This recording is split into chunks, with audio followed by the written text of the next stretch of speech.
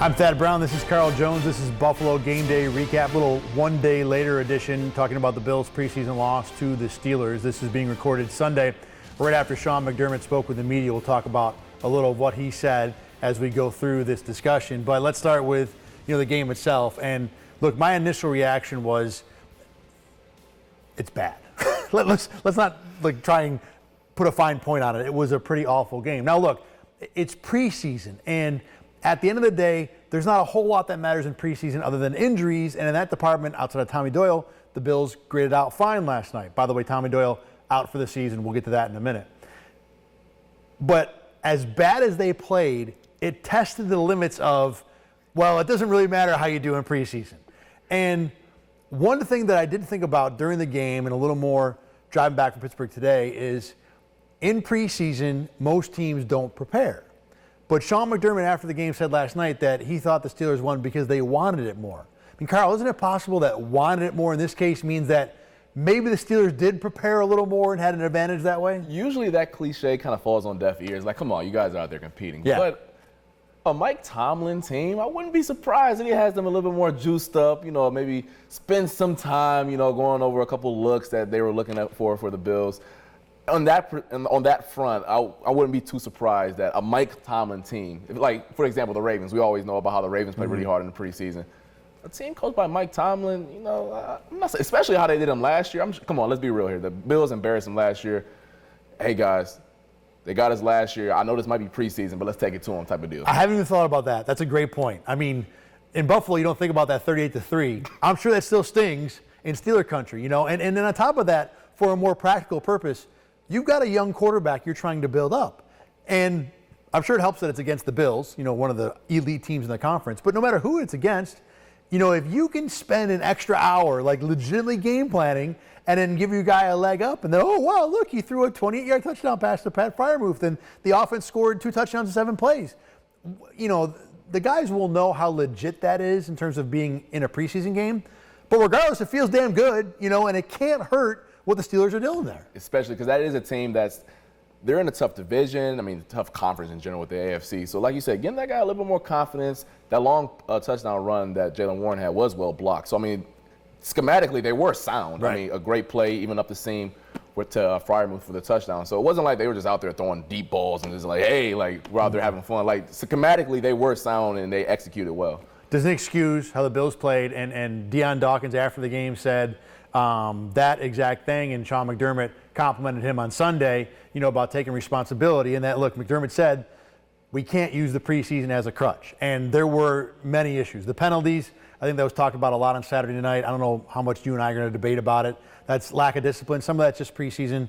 I thought a little bit of it was you had a quarterback in Matt Barkley that doesn't work with the ones too much, so I think you had an offensive line probably not used to his cadence. They were saying that a lot on the broadcast, and even Kincaid, you can tell, jumped a little bit because of that issue exactly right there. So, however, there were still plenty of issues, protection in particular, and like we said, Tommy Doyle is now out for the year.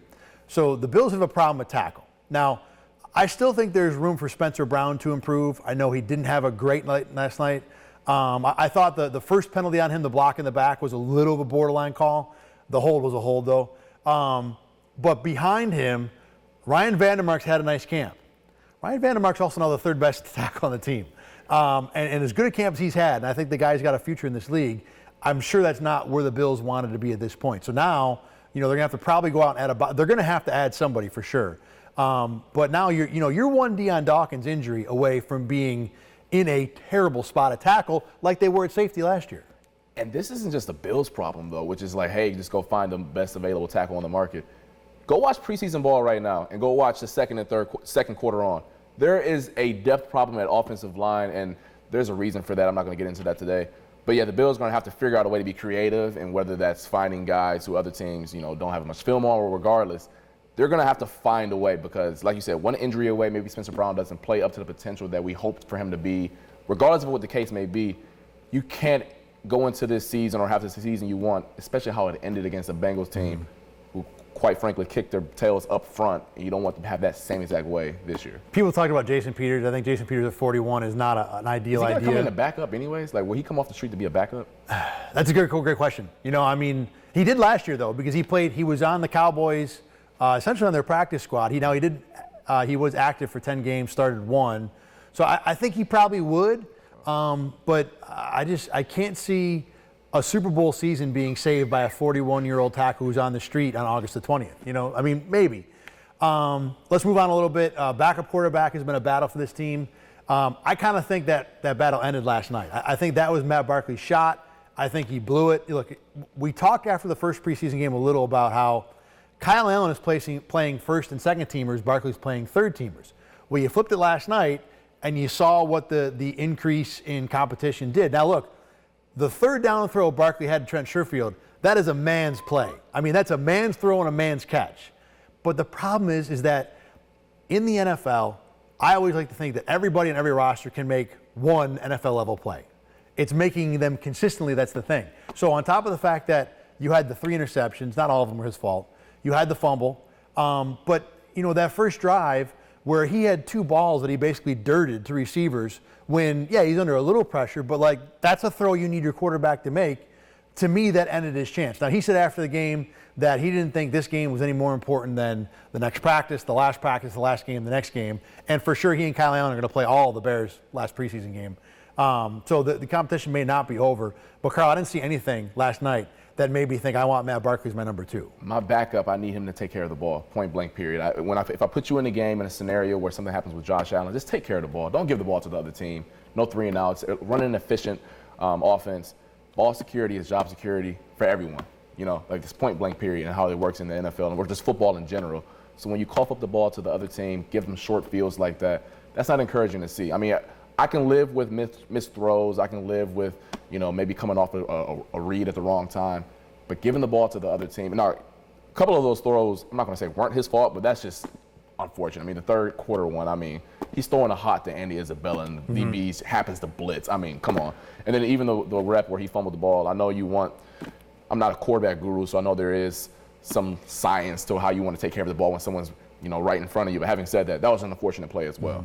Regardless, 4 turnovers, no matter how you try to put makeup on it, isn't good. Bright spots for the offense in this game. Osiris Torrance continues to play well. Sean McDermott said today that nothing's too big for him, and I have seen that from him every step of the way. Camp, preseason, whatever. McDermott also liked the fact that this was the first 3-4 defense he's looked at, so that was a thing. I thought Gabe Davis had a nice game. Not spectacular, but made some good catches. Half of them were called back by penalties, but he made them. And then Dalton Kincaid, the first throw that he caught from Josh Allen is a play we've seen in camp a gazillion times. But he made it, and it looked solid against the first-team defense. And you'll take 8 yards on first down every darn day of the week.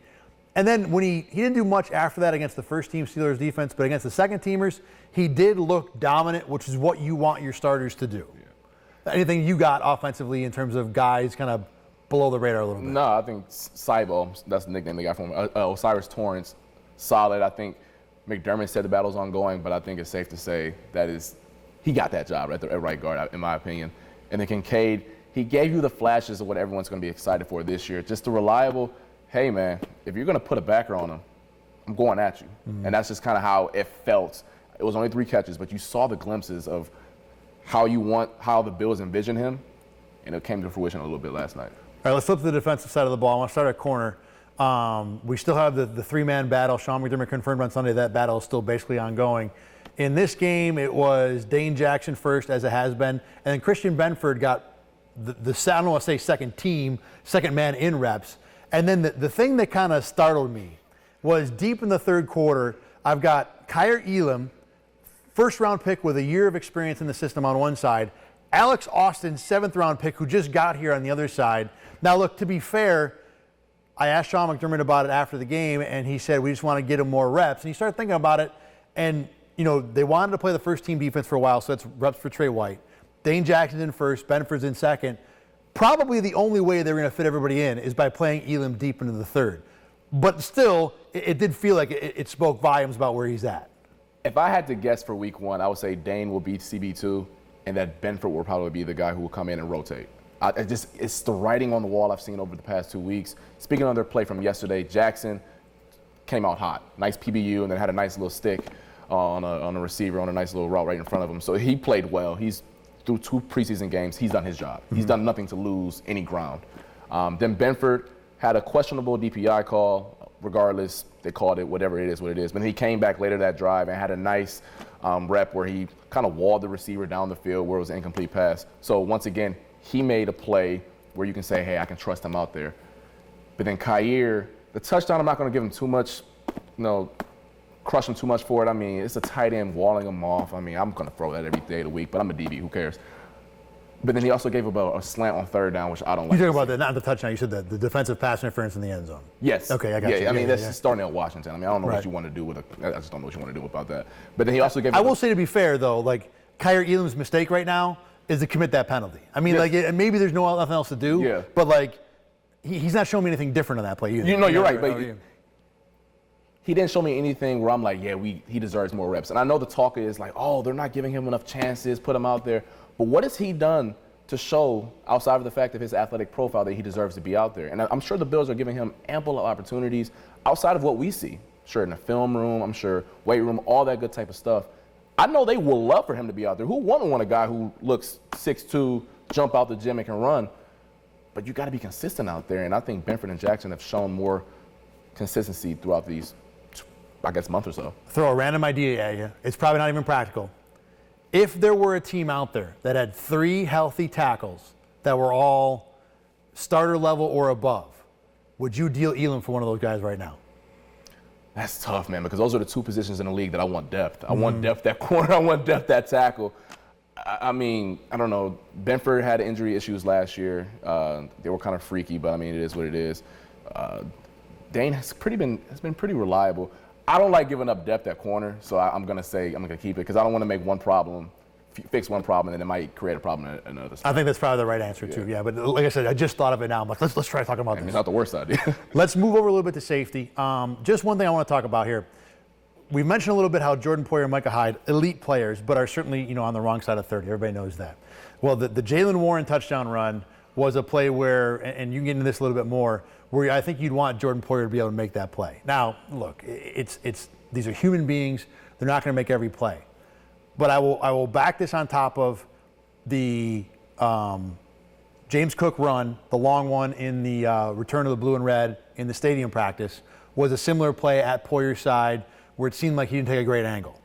Last year, end of the year, I saw multiple plays where it seemed like he was not able to keep up with the tackler. Now, last year, I 100% put that on the injuries. I'm like, this guy has had a terrible year. He is just beaten to hell. I can't sit there and like criticize him one iota for any issues he's having. He's gutting things out. But now I've got that.